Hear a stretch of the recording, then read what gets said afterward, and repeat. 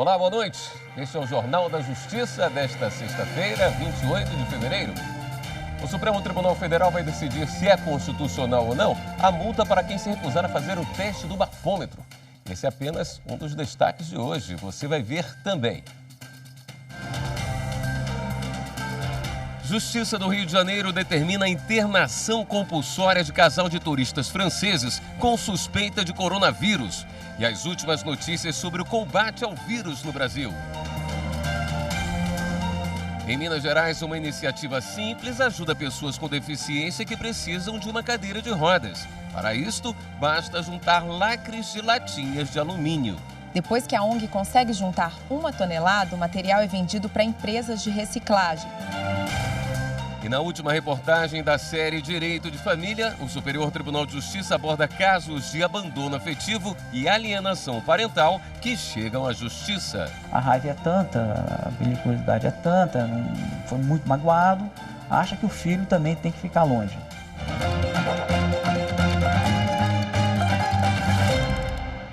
O fim de uma união pode não ser fácil, principalmente quando se tem filhos. Em muitas situações, os ressentimentos superam o amor e as crianças acabam sendo privadas da convivência familiar. E é aí que casos de abandono afetivo e alienação parental chegam à justiça. É o que você confere agora, na última reportagem da série Direito de Família, do Superior Tribunal de Justiça.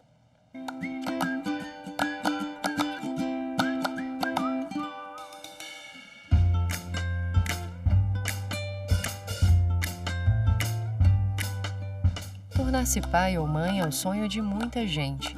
Mas para algumas pessoas, o nascimento de um filho às vezes não significa nada. A última vez que ele viu ele estava com 1 ano e meio. E a minha mãe passou por ele com o Gabriel e ele virou o rosto. Ele não abençoou, ele não falou, ele simplesmente virou o rosto. O abandono afetivo é geralmente aquele casal que nunca esteve junto, né, não chegou a formar uma família, né, e houve uma gestação e houve o nascimento de uma criança. E aí há um processo, às vezes, na justiça de reconhecimento, né? E aí começa a situação de que aquela pessoa reconhece porque ele é obrigado pela justiça, mas ele nunca quer se aproximar daquela criança. O perfil é mais ou menos esse. A raiva é tanta, a periculosidade é tanta, foi muito magoado, acha que o filho também tem que ficar longe, né? E abandona o filho, às vezes paga alimentos, mas não visita, tem as visitas regulamentadas, mas ele não cumpre, ele simplesmente deixa de exercer a paternalidade mesmo, o ser paterno, né? E esse afastamento tem impactos emocionais e até sociais. Pode gerar consequências como, por exemplo, depressão, a falta de estabilidade emocional, repulsa também a determinado gênero, dependendo de quem não tinha um estímulo de convivência. Então, são situações muito complexas que afetam muito o psicológico da criança ou do adolescente. A perda dos vínculos afetivos parentais após uma separação ainda é realidade de muitas crianças. No abandono afetivo, o rompimento é proposital, mas existem casos em que um dos pais quer conviver com o filho, mas alguém que tem a criança sob sua autoridade impõe uma série de dificuldades, caracterizando a alienação parental. Ela foi incluída na legislação brasileira em 2010 e consiste no conjunto de práticas induzidas para repudiar, impedir, dificultar ou destruir os vínculos entre um dos genitores e o filho. Eu tentei proporcionar um dia de boliche. Meu filho sai de perto de mim, vai entrando para dentro do shopping, eu vou acompanhando, né, a uma certa distância, e ele vira a esquina, né, em direção aos cinemas, e eu perco contato visual com ele. Liguei para a mãe dele falando, olha, o nosso filho sumiu, né? Se ele te ligar, alguma coisa assim, me avisa, etc. Em 5 minutos ela chegou no shopping. O chefe da segurança chegou e ele perguntou quem era aquela senhora. E eu expliquei que era a mãe do menino. Chega a informação para mim, por parte desse chefe da segurança, que encontraram uma criança no banheiro feminino, dentro de um box, jogando iPad. Eu perguntei para o chefe da segurança como é que encontraram. Ele falou assim, desde o momento em que eu desconfiei da sua ex-esposa, a gente botou um vigia para ficar olhando ela. Esse vigia percebeu ela pegando água e levando para dentro do banheiro e saindo do banheiro sem a água. criança está num processo de identificação. Ela está construindo a identidade dela como pessoa, né?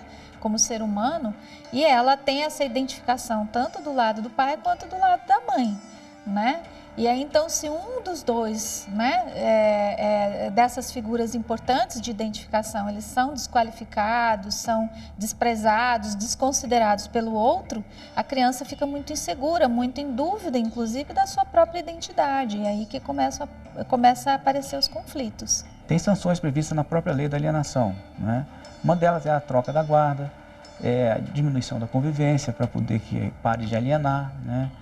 Multa se não cumprir determinações da justiça no sentido de parar de fazer o ato de alienação. No primeiro caso sobre o tema julgado pelo STJ, existiam várias ações relacionadas à guarda de 2 crianças.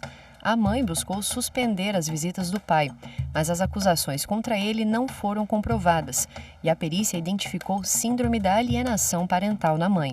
Para o ministro aposentado Aldir Passarinho Júnior, relator do caso, as ações da genitora contrariavam o princípio do melhor interesse das crianças, porque mesmo com a separação, é importante manter ambiente semelhante ao que elas estavam acostumadas.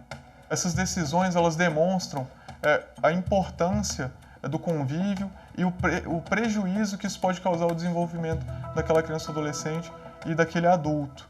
A criança e o adolescente, eles precisam de coisas mínimas para sua formação. São elas, por exemplo, o direito de convivência com os pais, com os tios, com os avós, com os primos, ter acesso à educação, cultura, saúde, lazer, mas o principal, eles precisam de amor, de atenção, de afeto, de respeito.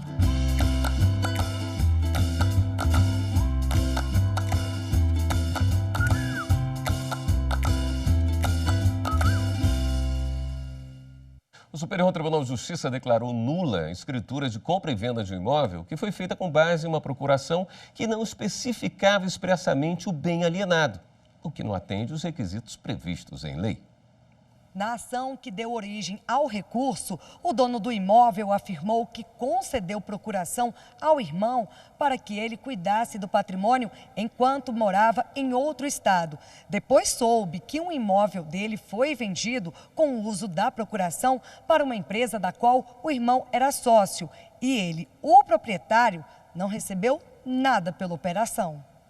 Em primeira instância, o juiz julgou improcedente o pedido de anulação da escritura e aplicou multa por litigância de má-fé ao autor da ação. O Tribunal de Justiça de Minas Gerais manteve a decisão, mas afastou a multa. No recurso especial ao STJ, o autor alegou que o negócio seria nulo porque foi embasado em procuração outorgada 17 anos antes, sem a delegação de poderes expressos, especiais e específicos para a alienação do imóvel, cuja descrição precisaria constar no documento. A relatora, ministra Nancy Andrighi, aceitou o recurso. Ela considerou que a procuração, em termos gerais, só confere poderes para a administração de bens do mandante. A ministra explicou que, para a venda de um imóvel, existe a exigência de outorga de poderes especiais e expressos, incluindo a descrição específica do bem para o qual a procuração se destina. No próximo bloco, a Justiça Federal aceita a denúncia da Lava Jato contra a lavagem de dinheiro de mais de R$1 bilhão. Justiça, para mim, é igualdade social.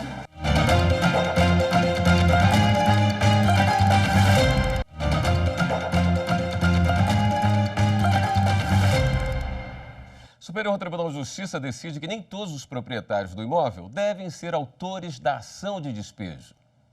No recurso julgado pela terceira turma do STJ, uma empresa varejista, inquilina de um imóvel comercial, afirmou ter havido irregularidade no polo ativo da ação de despejo. O contrato de locação, assinado em 2011, tinha validade até 2016.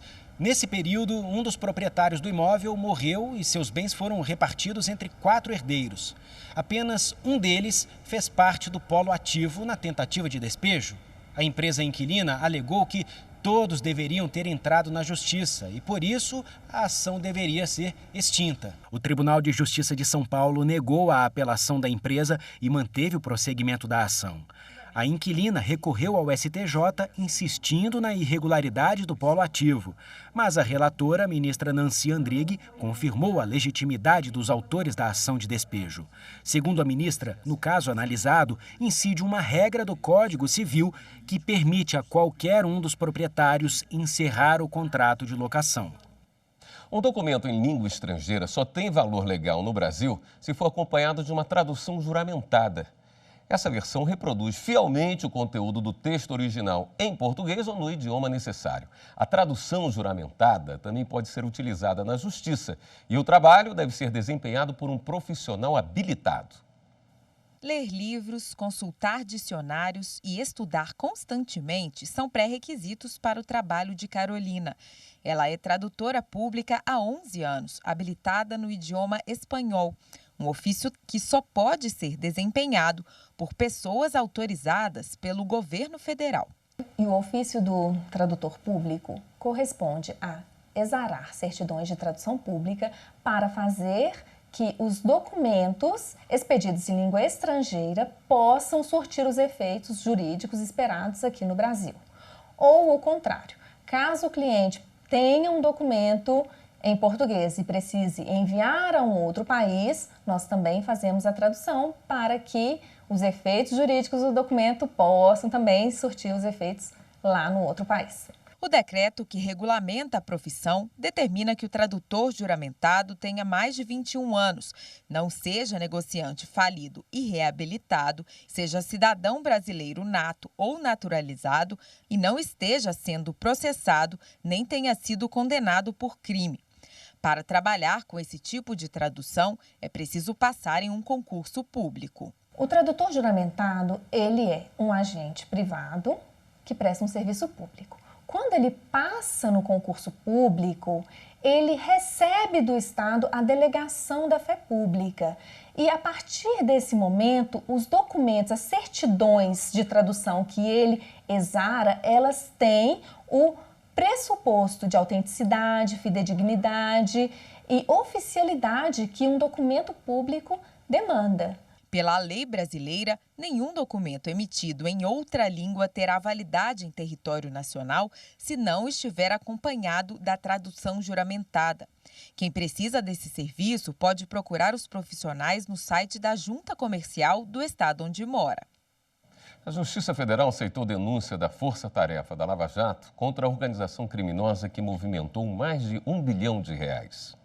A denúncia foi fruto de uma das fases da Operação Lava Jato, deflagrada em julho do ano passado, que apurou o envolvimento de executivos do Grupo Petrópolis na lavagem de dinheiro desviado de contratos públicos, especialmente da Petrobras para a Odebrecht. O esquema movimentou o equivalente a R$1 bilhão e 100 milhões que foram lavados entre 2006 e 2014.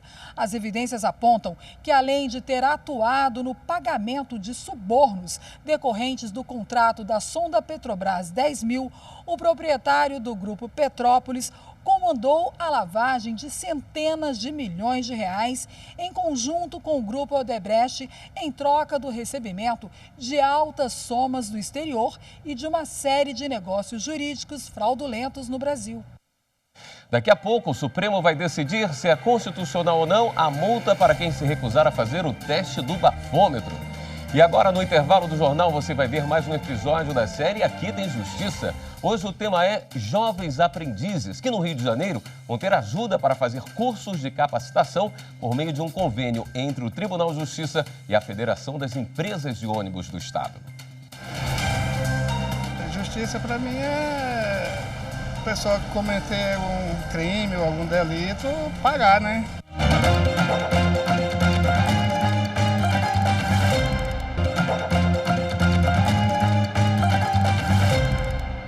O Supremo Tribunal Federal vai decidir a constitucionalidade da multa de quem se recusar a fazer o teste do bafômetro. Repórter Fernanda Porto tem outras informações. Fernanda, boa noite. Boa noite, William. Boa noite a todos que nos acompanham. O tema é polêmico e teve a repercussão geral reconhecida por unanimidade pelo plenário virtual do STF. O caso começou quando a Justiça do Rio Grande do Sul anulou infração de trânsito imposta a um motorista que se recusou a fazer o teste do bafômetro. Segundo a decisão, não ficou comprovado de que o homem estaria dirigindo sob a suspeita de ter bebido alguma bebida alcoólica ou teria ingerido alguma substância entorpecente. Portanto, ele não seria obrigado a fazer o teste do bafômetro, já que a lei estipula que o teste deve ser imposto apenas em situações que fica evidente a suspeita do consumo de álcool ou de algum tipo de entorpecente. A decisão destaca ainda que a norma é inconstitucional, por ferir o princípio de liberdade de ir e vir e também de presunção de inocência. Diante disso, o Detran do Rio Grande do Sul entrou com recurso no STF e defende a tese de que o direito fundamental à coletividade, à vida e à segurança deve prevalecer. O caso ainda não tem data marcada para julgamento. William. Obrigado, Fernanda. E veja só, transitar pela contramão pode ser uma falta mais grave do que dirigir embriagado. É o que entendeu o Tribunal de Justiça do Rio de Janeiro sobre um acidente envolvendo essa situação. E esse tipo de infração pode ser mais comum do que se imagina.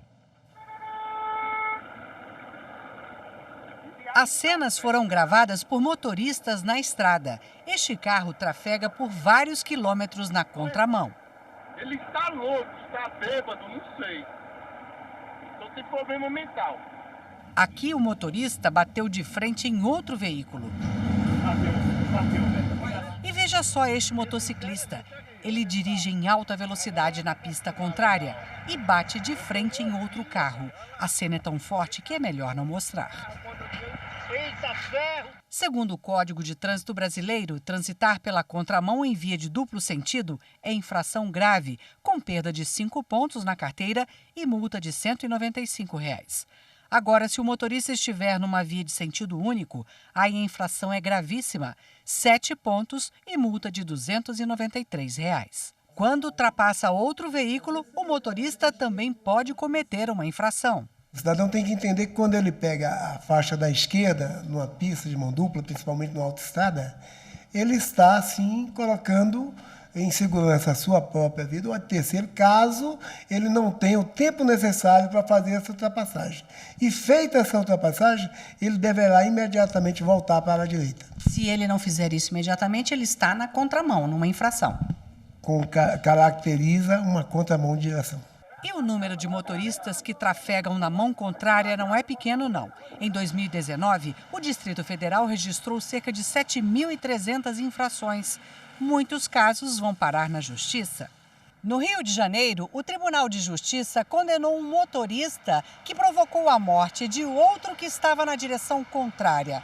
O tribunal entendeu que o motorista na contramão foi mais responsável pelo acidente do que a vítima, que estava alcoolizada. O motorista da contramão foi condenado a pagar uma indenização de R$ 105 mil por danos morais à mulher da vítima. Nas autoescolas, o assunto é tratado com muita seriedade. A gente vai dentro das faltas. Contramão, por exemplo, é uma falta eliminatória. Entendeu? Então a gente explica isso para os alunos. Contramão não pode pegar, porque é uma falta eliminatória. Então a gente trabalha dentro de falta, vai falando. Falta grave, leve. De acordo com o último balanço do Ministério da Saúde, o Brasil tem agora 182 casos suspeitos de coronavírus. Na manhã de hoje, a Justiça do Rio de Janeiro determinou a internação compulsória de um casal de turistas franceses com suspeita da doença. Eles só foram liberados depois que o exame descartou contaminação pelo vírus. E quem precisa viajar busca formas de se proteger. Nessa sexta-feira, a Organização Mundial de Saúde elevou o risco de epidemia no mundo para muito alto. A sala da vigilância sanitária no aeroporto de Brasília hoje estava movimentada de gente atrás de informação. Todo mundo aqui vai viajar para fora do Brasil. Já na entrada, o cartaz informa direitinho como evitar a contaminação. A maioria das pessoas se dizia confiante para embarcar. Eu acho que a orientação foi bem dada, nós seguimos cada uma delas e estou tranquila seguindo a minha vida normalmente.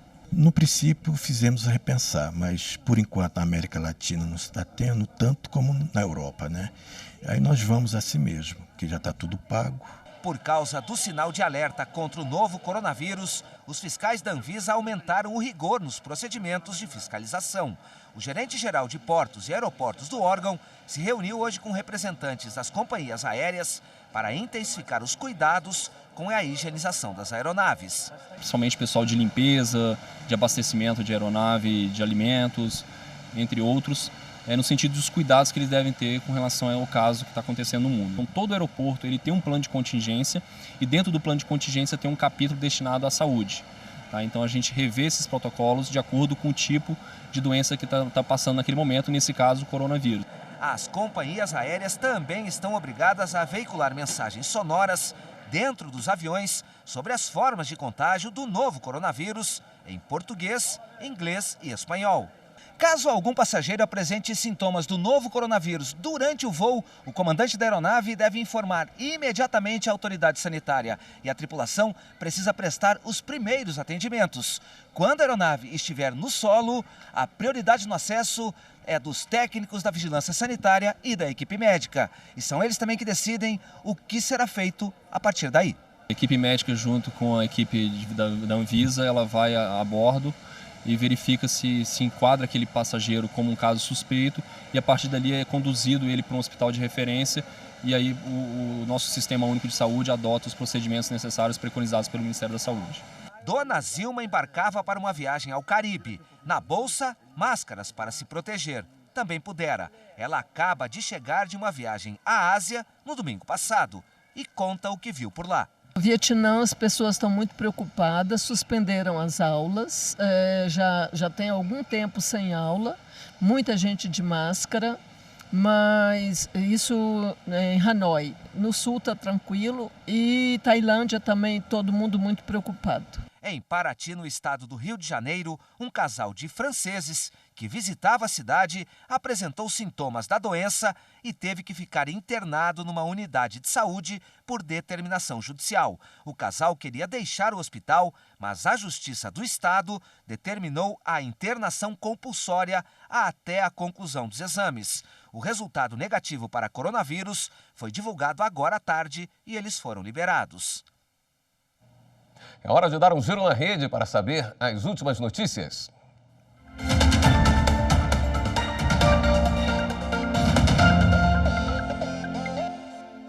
Vamos até a redação do Jornal da Justiça, falar com a repórter Viviane Novaes, que tem as últimas informações. Viviane, boa noite. Boa noite, William. Boa noite para todo mundo. Olha, a gente começa o giro sobre o caso do jogador Daniel. Os réus envolvidos no assassinato dele vão a júri popular. A data ainda vai ser marcada. Apenas Cristiana Brits foi liberada. Na sentença de pronúncia, a juíza se recusou a aceitar a denúncia contra ela por homicídio. Em outubro de 2018, o corpo de Daniel foi encontrado parcialmente degolado na zona rural de São José dos Pinhais, no Paraná.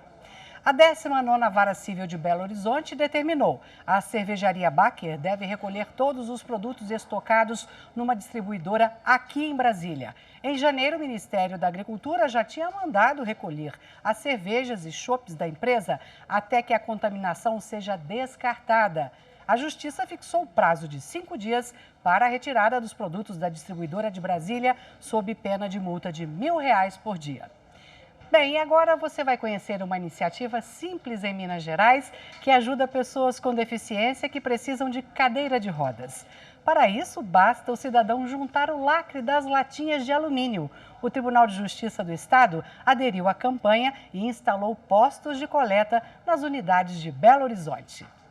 No galão estão centenas de lacres de alumínio. Material que iria para o lixo, mas está prestes a se transformar em solidariedade. Esta é uma parceria entre o Tribunal de Justiça de Minas Gerais e a ONG Lacre do Bem, que doa cadeiras de rodas para pessoas que precisam do equipamento, mas não têm condições de comprar.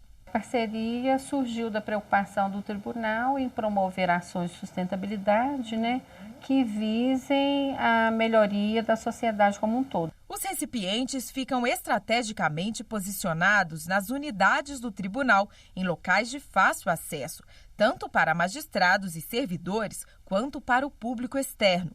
Qualquer pessoa pode doar os lacres das latinhas de alumínio, basta depositá-los dentro dos garrafões. Os lacres recolhidos ficam guardados neste galpão. Depois que a ONG consegue juntar 1 tonelada, o material é vendido para empresas de reciclagem e o dinheiro usado na compra de cadeiras de rodas. A iniciativa da ONG Lacre do Bem nasceu a partir de uma campanha feita pela filha do Nelson em 2013.